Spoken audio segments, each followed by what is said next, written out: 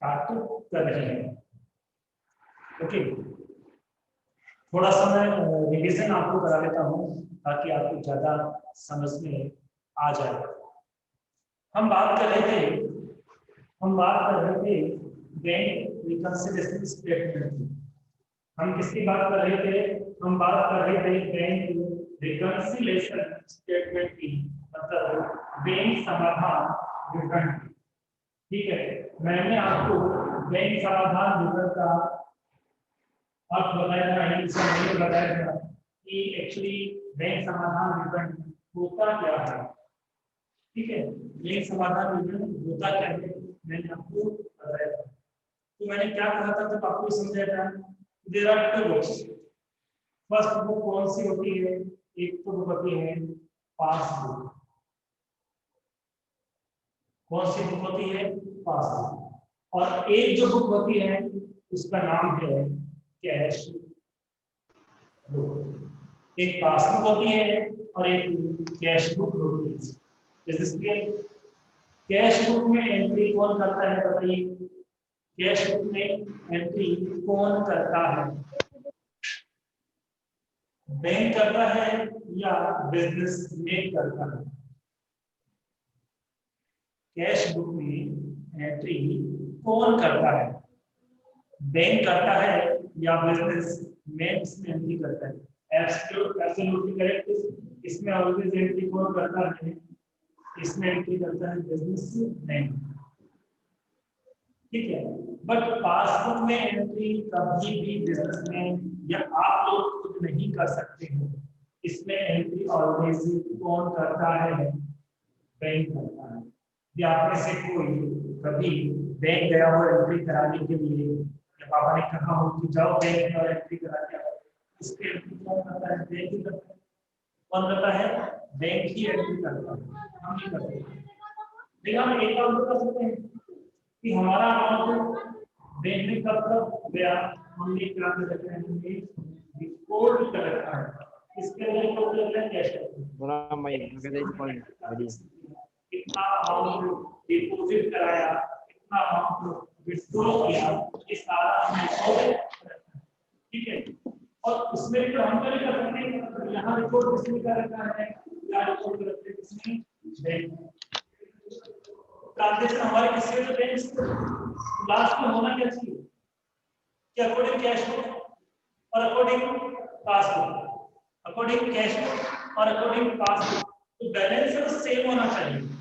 Same है, इसका मतलब no need to prepare bank reconciliation statement. मतलब जब दोनों सेम है तो हमें बैंक रिकंसिलिएशन स्टेटमेंट बनाने की जरूरत ही नहीं। आगे बात समझ में? जब दोनों सेम है तो बैंक रिकंसिलिएशन स्टेटमेंट बनाने की कोई जरूरत नहीं होती है। ठीक है, तो किस तरह से किया जाए?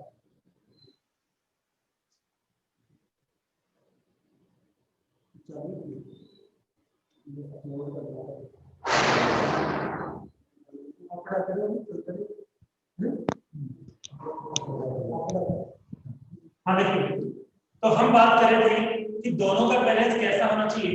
इक्वल होना चाहिए। दोनों का कैसा होना चाहिए? इक्वल होना चाहिए।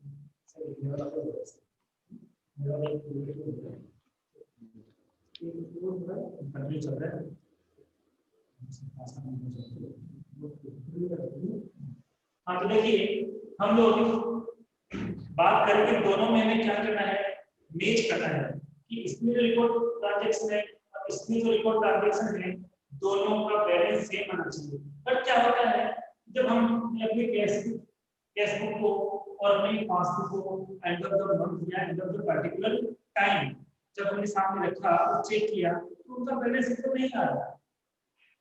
हो सकता है कि बैंक में बैलेंस ज्यादा आ रहा है या हो सकता है कि बैंक में बैलेंस कम आ रहा है। तो फर्स्ट ऑफ ऑल हमें रीजन का पता लगाना है। रीजन क्या होगा, क्यों दोनों का बैलेंस डिफरेंट आ रहा है दोनों के बैलेंस। ठीक है, तो मैंने कहा था इसका मेन रीजन क्या है?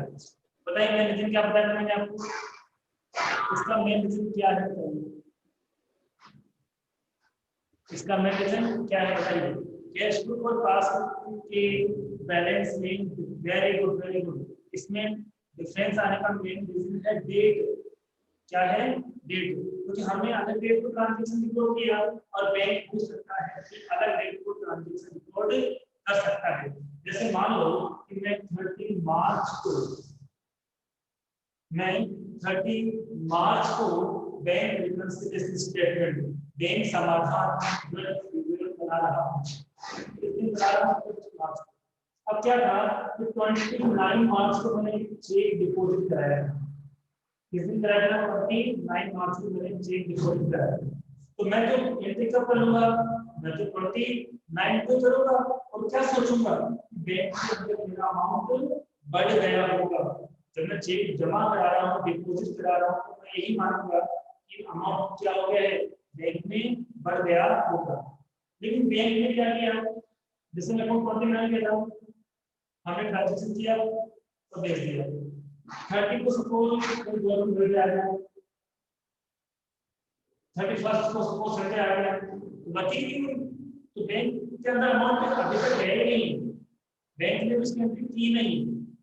एक्चुअली चेक को क्लियर होने में 3 महीने ऐसे 3 दिन लगते हैं। 3 दिन के बाद चला जाता है। जब चेक क्लियर होगा तभी तो बैंक आपके अकाउंट में पैसे ट्रांसफर करेगा। तो अभी 31 मार्च दिन क्या हुआ? हमने तो रेडी कर दिया, लेकिन बैंक ने वो पैसा अभी हमारे अकाउंट में ट्रांसफर किया ही नहीं, क्योंकि अभी तक चेक क्लियर नहीं हुआ है। आवाज क्लियर नहीं आ रही है?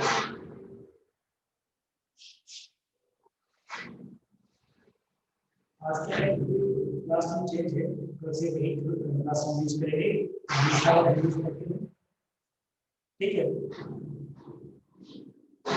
मुझे पूरा नहीं दिख रहा है, इसकी पिक्चर क्वालिटी कुछ ऐसी है। आपको दिखने में बिल्कुल क्लियर दिख तो रहा है।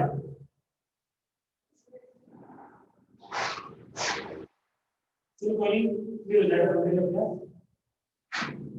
ठीक है? तो ये जो सिंबल का जिनसे आप बैलेंस आपको ज्यादा डिफरेंस आता है, तो नहीं क्या कि मैं तो एक्टिवेट करूं। आगे बढ़ते हैं। अब देखिए, अगर टॉपिक की बात करते हैं, बैंक रिकंसिलिएशन स्टेटमेंट जब बनाते हैं तो हमें सबसे पहले किसकी नीड होती है? बैंक रिकंसिलिएशन स्टेटमेंट जब बनाते हैं सबसे पहले हमें नीड होती है, बताइए सबसे पहले हमें किसकी जरूरत होती है? I repeat, bank reconciliation statement बनाते हैं तो सबसे पहले हमें किसकी जरूरत होती है? बताइए। आई repeat again, bank reconciliation statement जब बनाते हैं तो हमें किसकी जरूरत होती है? कैश फ्लो का पासबुक तो सही है, आंसर है हमें नीड होती है इसकी बैलेंस की। हमें किसकी नीड होती है? बैलेंस की। आई रिपीट, हम जब भी बैंक रिकंसिलिएशन स्टेटमेंट बनाते हैं तो हमें सबसे पहले किसकी नीड होती है? बैलेंस की नीड होती है। Is this clear? और ये बैलेंस मैंने आपको कितने तरीके का बताया था? बैलेंस कितने तरीके का हो सकता है? कितने प्रकार का बैलेंस हो सकता है?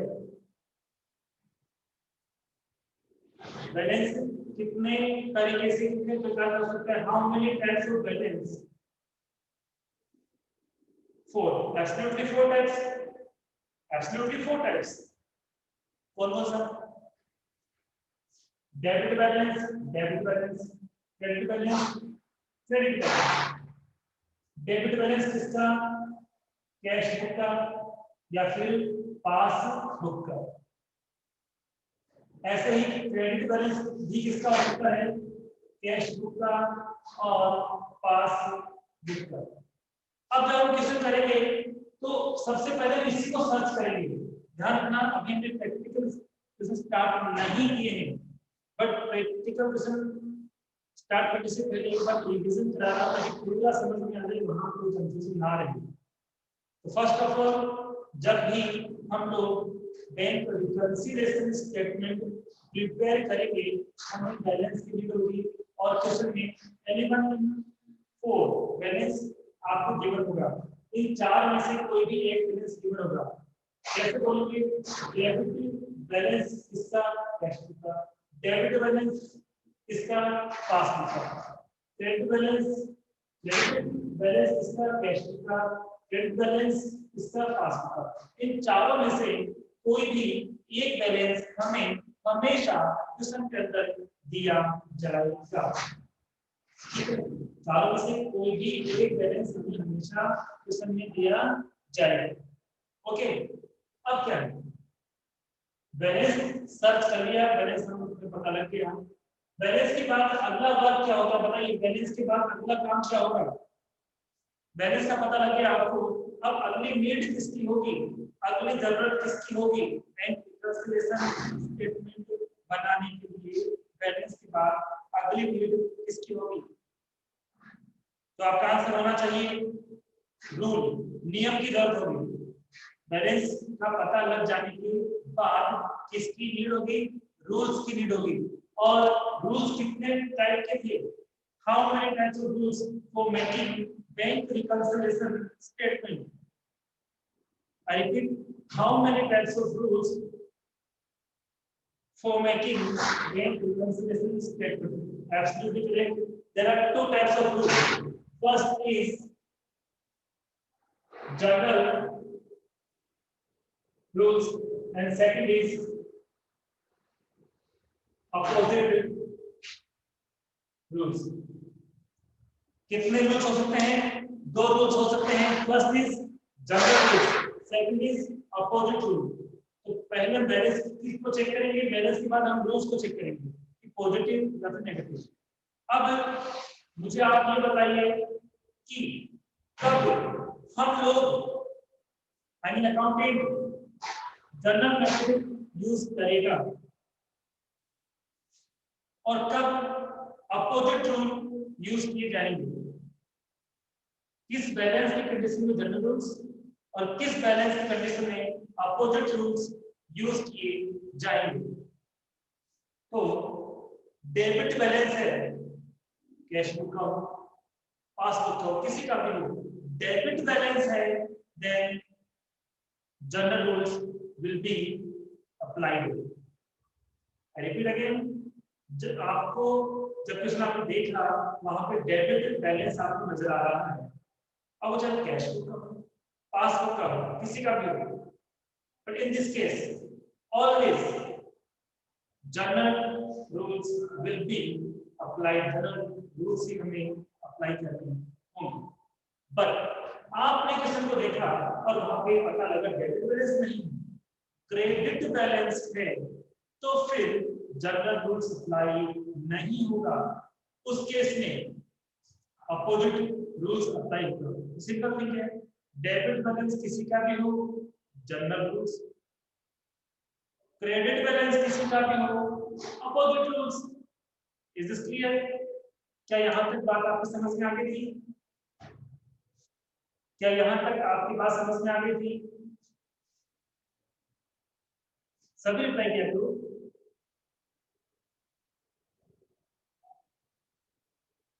वो मोस्ट ऑफ अस समझ में आ गया है। क्लास रेगुलर तो बहुत अच्छा रहेगा, आपको पढ़ने में, मुझे पढ़ाने में मजा आएगा। ठीक है, तो वापस से बात करते हैं। फर्स्ट नीड क्या थी बैंक रिकंसिलिएशन स्टेटमेंट के लिए? बैलेंस की। सेकंड किसकी थी? रूल्स की। रूल कितने टाइप के हो गए? टू टाइप के, general rules, opposite rules. General rules कब अप्लाई करते हैं? जब किसी का भी डेबिट बैलेंस। क्रेडिट रूल्स कब अप्लाई करते हैं? किसी का भी अपोजिट रूल्स कब हम अप्लाई करते हैं? जब किसी का भी क्रेडिट बैलेंस होता है।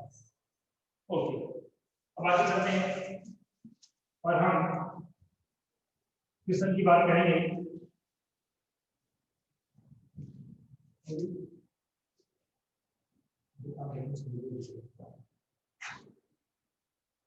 तो देखिए, अब हम बना रहे हैं बैंक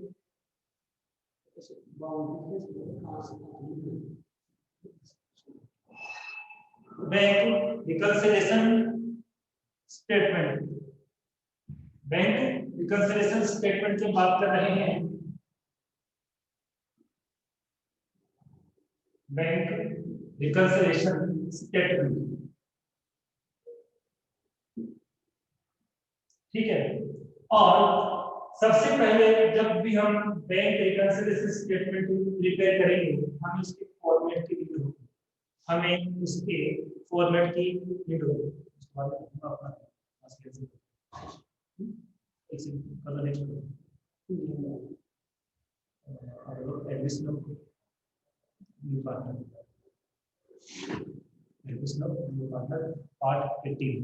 बस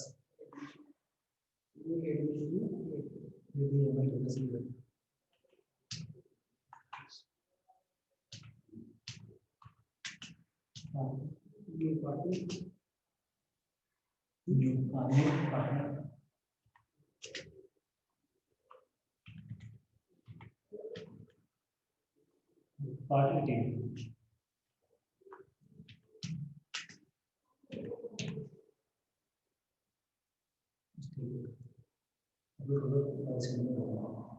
हाँ देखिए, हम बना रहे हैं बैंक रिकंसिलिएशन स्टेटमेंट और कुछ बेसिक कंसेप्ट आपको मैंने बता दिए थे। इसके बाद हम बात करें तो हमें इसके फॉर्मेट की नीड होगी। और बैंक रिकंसिलिएशन स्टेटमेंट का जो फॉर्मेट होगा उसमें सबसे पहले जो कॉलम प्रिपेयर करेंगे वो होगा पर्टिकुलर्स का। किसका होगा? पर्टिकुलर्स का कॉलम हमें प्रिपेयर करना है। उसके बाद क्या करना है? उसके बाद हमें अमाउंट के 2 कॉलम प्रिपेयर करने हैं और इन अमाउंट के 2 कॉलम में जो फर्स्ट कॉलम होगा वो डिटेल्स का होगा, देन नेक्स्ट कॉलम जो होगा वो टोटल का होगा। इस तरह से ये बैंक रिकंसिलिएशन स्टेटमेंट का फॉर्मेट हमने रेडी किया है। अब हम बात करते हैं एप्लीकेशंस की, किस तरह से हम लोग बैंक रिकंसिलिएशन स्टेटमेंट बनाएंगे। ठीक है, तो आपकी बुक में आपको बता रहा हूँ कौन सा एग्जाम्पल है, अभी मैं आपको बता रहा हूँ। फर्स्ट एग्जाम्पल निकालिए एक बार जल्दी से।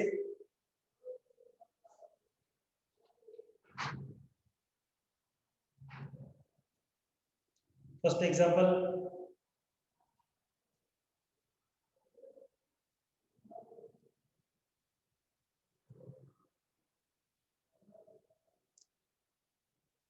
जल्दी से फर्स्ट एग्जाम्पल निकाल लीजिए। मेरी बुक के अंदर फर्स्ट एग्जाम्पल जो है पेज नंबर 156 पर है। मेरी बुक में जो एग्जाम्पल है वो पेज नंबर 156 पर है।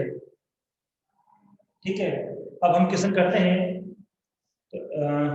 तो एज यूजुअल सबसे पहले जब भी हम लोग बैंक रिकंसिलिएशन स्टेटमेंट बनाएंगे हमें नीड होती है बैलेंस की। तो इसके अंदर जो बैलेंस गिवन है वो कौन सा, उसकी बात करते हैं। तो देखिए, from the following particulars of Mister Vinod prepare bank reconciliation statement as on March 31, 2005। हमें किस दिन बैंक रिकंसिलिएशन स्टेटमेंट बनाना है वो डेट भी गिवन है, इसलिए हम यहाँ क्या करेंगे, bank reconciliation statement as on 31 March 2005। वो डेट हमें उस बैंक रिकंसिलिएशन स्टेटमेंट के साथ में लिखनी है। ठीक है, अब आगे हम बात करेंगे। तो मैंने कहा था कि सबसे पहले हमें किसके बैलेंस की नीड होगी, कैश बुक की या फिर पासबुक की। तो यहाँ पे फर्स्ट लाइन में कैश बुक का बैलेंस गिवन है, फर्स्ट लाइन में balance as per cash book. ठीक है, तो हम लिख देते हैं balance as per cash book. But हमने बैलेंस तो चेक किया, लेकिन क्वेश्चन में ये नहीं बताया गया है कि ये बैलेंस डेबिट बैलेंस है या क्रेडिट बैलेंस है। बैलेंस डेबिट है या क्रेडिट है। तो अब जो मैं आपको रूल बताने जा रहा हूँ आप उसको प्रॉपर्ली सुनना। विदाउट इंफॉर्मेशन कैश बुक का बैलेंस गिवन है, किसका बैलेंस गिवन है, कैश बुक का, तो उसको हम क्या मानेंगे कि वो डेबिट बैलेंस है। ऐसा कब करना है जब हमें बताया नहीं गया हो कि बैलेंस डेबिट है या फिर क्रेडिट है, केवल कैश बुक का बैलेंस कितना है ये इंफॉर्मेशन है, तो क्या अज्यूम करेंगे डेबिट बैलेंस। और सपोज बैलेंस किसका गिवन है, पासबुक का है, और वहां भी नहीं बताया गया है कि किसका है, तो हम क्या मानेंगे क्रेडिट। ये ध्यान रखना है। बैलेंस दिया हुआ है, ये भी पता है कि कैश बुक का है या पासबुक का है, बट क्या नहीं पता, ये नहीं पता कि वो बैलेंस डेबिट है या क्रेडिट। तो ये रूल्स आप ऑलवेज माइंड में रखना कि कैश बुक का बैलेंस दिया हुआ है बट नहीं बताया गया, इंफॉर्मेशन गिवन नहीं है, तो हम डेबिट बैलेंस अज्यूम करेंगे। और पासबुक का बैलेंस तो गिवन है, तो ये नहीं बताया गया कि वो क्रेडिट है या डेबिट, तो उसको क्या मानेंगे हम लोग, क्रेडिट मानेंगे। It means in this question हम क्या करेंगे, debit balance as per cash book use करेंगे। कौन सा बैलेंस यूज करेंगे, debit balance as per cash book, ठीक है। और according this question how much amount of balance 50,000 rupees, कितना अमाउंट हमारे पास बैलेंस का है, 50,000 रुपीज हमारे पास अमाउंट बैलेंस का है, ठीक है। तो रूल्स कौन से अप्लाई होंगे, तो हमने इस बात को बहुत देर पहले एक्सप्लेन किया था कि डेबिट बैलेंस होता है तो ऑलवेज हमें पॉजिटिव रूल अप्लाई करने हैं, तो यहाँ डेबिट बैलेंस है। तो देखते हैं, check issued but not presented for payment, check issued but not presented for payment, कितने का अमाउंट था, 6,000 का अमाउंट था। तो सबसे पहले इस सेंटेंस का मीन समझो, ये सेंटेंस कहना क्या चाह रहा है। ये सेंटेंस कहना ये चाह रहा है कि हमने एक 6,000 का चेक इशू कर दिया, आई मीन किसी को दे दिया। अब जैसे ही हमने चेक दिया, हम कैश बुक में क्या करेंगे, हम हमारे अमाउंट को माइनस कर देंगे। क्या कर देंगे, माइनस कर देंगे। क्यों कर देंगे, क्योंकि हमारे लिए कोई पर्सन पैसा मांग रहा है या किसी को अमाउंट देना है और मैंने उसको चेक दे दिया, तो हम तो यही मानेंगे ना कि उसे दे जाएगा और बैंक से पैसा ले लेगा और हमारे पास यहाँ पे अमाउंट रिड्यूस हो जाएगा, कम हो जाएगा। हमने ये मानकर कैश बुक में अमाउंट कम कर दिया। लेकिन दूसरे क्या कहा जा रहा है कि अभी तक जिस पर्सन को हमने चेक इशू किया है वो पेमेंट के लिए प्रेजेंट ही नहीं हुआ, इसका मतलब हमारी पासबुक में अमाउंट अभी भी क्या है, प्लस है, वहां पे माइनस नहीं हुआ है। तो वहां अमाउंट अभी भी बैलेंस ज्यादा है। ज्यादा क्यों है, क्योंकि जो पर्सन का वो पैसा लेने के लिए नहीं पहुंचा है। और जनरल रूल्स क्या कहता है कि अकॉर्डिंग टू बैंक हमें बैंक को फॉलो करना है कंपल्सरी, इसलिए वहां जब अमाउंट ज्यादा है तो हम भी क्या करेंगे, ज्यादा करेंगे, आप नहीं करेंगे। तो add number 1, cheque issued but not yet presented for payment.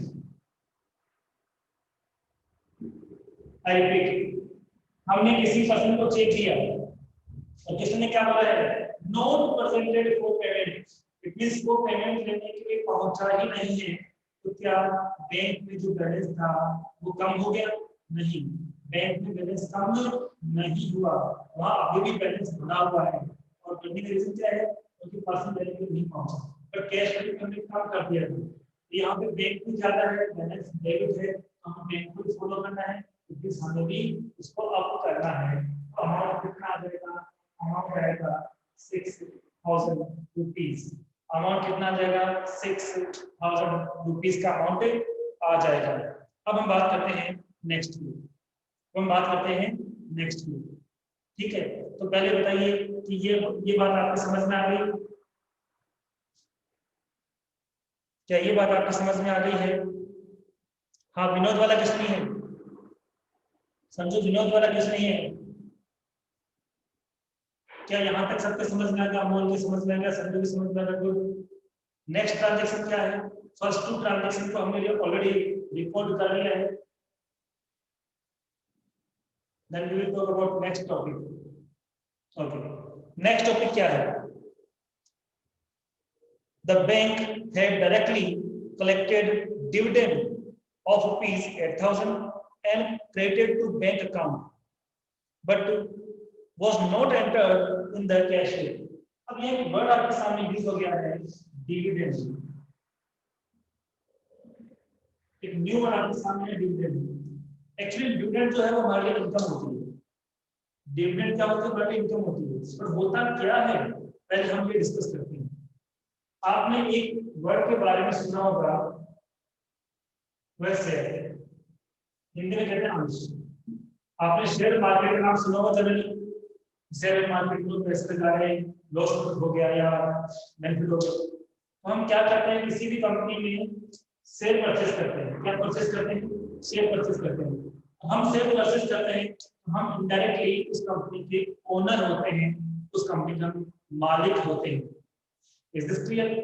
और जब ओनर है तो जब कंपनी को end of the year profit होगा, जब कंपनी को end of the year profit होगा, तो उसमें से कुछ शेयर हमें भी मिलेगा, कुछ डिवाइड करके हमें भी मिलेगा। उसी को हम क्या बोलते हैं? डिविडेंड कहते हैं। बट कंपनी में पैसा हमें कैश में हमारे घर पे देने नहीं आती है, हमारे बैंक अकाउंट में डायरेक्टली ट्रांसफर कर देती है। तो ये इनकम थी जो बैंक ने सीधे क्या किया, हमारे अकाउंट में डिपॉजिट करा दिया और कैश बुक में एंट्री हुई नहीं। तो ये बताइए, बैंक में बैलेंस बढ़ गया या कम हो गया? बैंक में बैलेंस अप हो गया या डाउन हो गया? ये बताइए। बैंक ने डायरेक्टली डिविडेंड को हमारे अकाउंट में ट्रांसफर कर दिया है, तो आपको ये बताना है कि बैलेंस अप हो गया या डाउन हो गया। वेरी गुड, अप हो गया। तो वहां बैलेंस अप है, तो हमें भी क्या करना पड़ेगा? प्लीज डाउन कैसे हुआ? प्लीज डाउन कैसे हुआ? आपके अकाउंट में बैंक कोई इनकम ट्रांसफर करता है, तो आपका बैंक का जो बैलेंस है वो डाउन कैसे हो सकता है? बैलेंस तो अप ही होगा। आपको कंपनी की ओर से जो प्रॉफिट मिला, बैंक ने उसको आपके अकाउंट में डाल दिया, तो अकाउंट में सपोज पहले 10,000 था, सपोज अकाउंट में पहले 10,000 था और 2,000 का डिविडेंड सपोज और मिल गया। 10 तो पहले से ही था, 2,000 का जो आपका अमाउंट है वो बैंक ने और डिपॉजिट कर दिया आपके अकाउंट में, तो बैलेंस अब 12 होगा। इट मींस बैलेंस अप हो जाएगा। Is this clear? ओके, अब हो गया तो हमें भी क्या करना पड़ेगा? अकॉर्डिंग टू पॉजिटिव रूल्स हमें भी अप करना होगा। तो नेक्स्ट क्या आएगा? Dividend directly deposited into bank but not yet entered in cash book. Bank ने डायरेक्टली डिपॉजिट करा दिया, हमें नहीं बताया, तो वहां बैलेंस अप हो गया, सो हम भी अप करेंगे। और ये डिविडेंड का जो अमाउंट था वो कितना था? डिविडेंड का जो अमाउंट था वो कितना था? तो डिविडेंड का अमाउंट था 8,000 रुपीज। 8,000 रुपीज डिविडेंड का अमाउंट था। ओके, नेक्स्ट ट्रांजैक्शन की हम बात करेंगे। Bank charges of rupees 400 were not entered in the cash book. Bank जो भी हमें सर्विस प्रोवाइड कराता है, फ्री ऑफ कॉस्ट प्रोवाइड नहीं कराता है, उसके लिए कुछ चार्ज देता है। तो बैंक ने चार्ज दिया और बैंक में चार्ज नहीं है तो हमारे घर पे लेके आएगा नहीं, हमारे अकाउंट में से डिडक्ट कर देगा। पर कैश बुक में उसकी एंट्री नहीं हुई है, इसका मतलब है बैंक में बैलेंस क्या हो गया? कम हो गया। और कैश बुक में हमने कम किया नहीं, तो पता नहीं था। तो जब बैंक में अमाउंट कम हो गया है तो हम भी क्या करेंगे? हम भी उसको लेस ही करेंगे। ठीक है, bank charges charge by bank,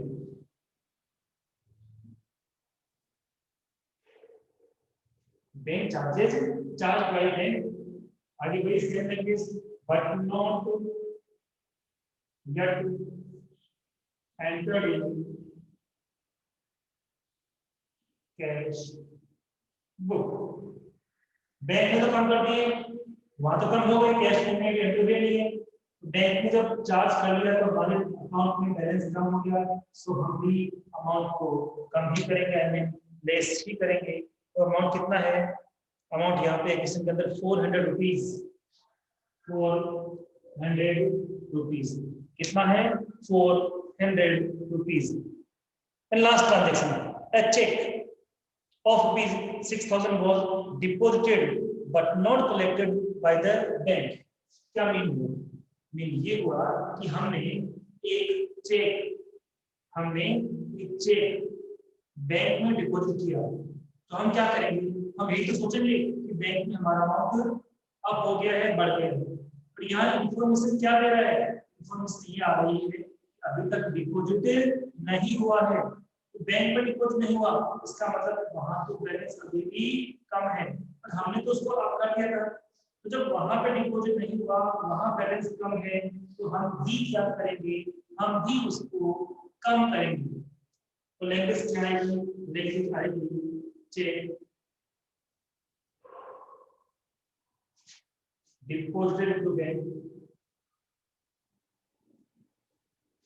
cheque deposited to bank but not yet collected by bank। Bank deposited into bank, check deposited into bank but not yet collected by bank। ठीक है, और इसका जो अमाउंट था वो कितना था, तो इसका अमाउंट था 57,000, सॉरी इसका अमाउंट था लास्ट में 6,000, कितना अमाउंट था 6,000 इसका अमाउंट था। तो पहले तो बताओ यहाँ तक आपको समझ में आ गया है, ये सारे कंसेप्ट समझ में आ गए। हमें किसको फॉलो करना है, बैंक को फॉलो करना है, बैंक में अप है हमें भी अप करना है, बैंक में डाउन है हमें भी डाउन करना है, अकॉर्डिंग टू बैंक की हमें सारी प्रोसेस यूज करनी है। अब देखिए इतना क्वेश्चन हो गया, सर ट्रांजैक्शन हम रिकॉर्ड कर लिए हैं, अब क्या करेंगे, अब क्या करेंगे, तो मैंने कल बताया था सबसे पहले ऐड वालों का प्लस जो टोटल करेंगे, तो 6,000 और 8,000 कितना होता है, 14,000 होता है, कितना होता है 14,000। पहले से बैलेंस कितना था, 50 का बैलेंस था, 14,000 और ऐड हो गया, इतनी अपना करंट बैलेंस 64,000 हो गया है। देन अब इसकी बात करते हैं, यहाँ पे कितना हो गया 6,000 और 400, 6,400, 6,400। अब इतना बैलेंस होने के बाद ये लेस के ट्रांजैक्शन थे, इसलिए हम इसको इसमें से लेस करेंगे। जल्दी से बताइए, जल्दी से बताइए 64,000 में से 6,400 को सब्ट्रैक्ट करने के बाद कितना अमाउंट रिमेन होगा, कितना अमाउंट बचेगा, कैलकुलेट फास्टली, जल्दी से बताइए। 50, जल्दी से बताइए 57,600,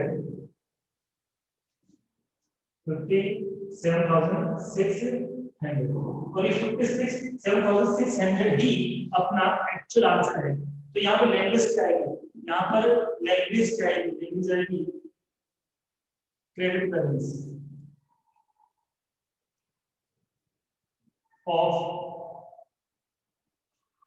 पासबुक। आंसर कितना हो जाएगा 57,600। मैंने कहा था जो बैलेंस टॉप पे होता है उसका रिवर्स नीचे आता है। इस तरह से ये आपका क्वेश्चन कंप्लीट हुआ। एक सिंपल सा क्वेश्चन था, सिंपल कांसेप्ट थे, मैंने आपको समझाया। आई थिंक सबके समझ में आ गया है। अब कोई होमवर्क मैं नहीं दे रहा हूँ, अब तक जो मैंने नोट्स आपको समझाए हैं और एग्जाम्पल नंबर 1 जो अभी मैंने बताया है इसी को रिपीट करना है। ओके, एक बार रिप्लाई करके बताइए सबकी समझ में आ गया है। फास्टली, टाइम ओवर हो गया एक्चुअली।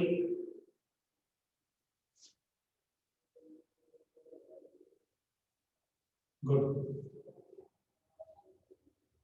तो बाकी क्लास हम लोग कर लेंगे।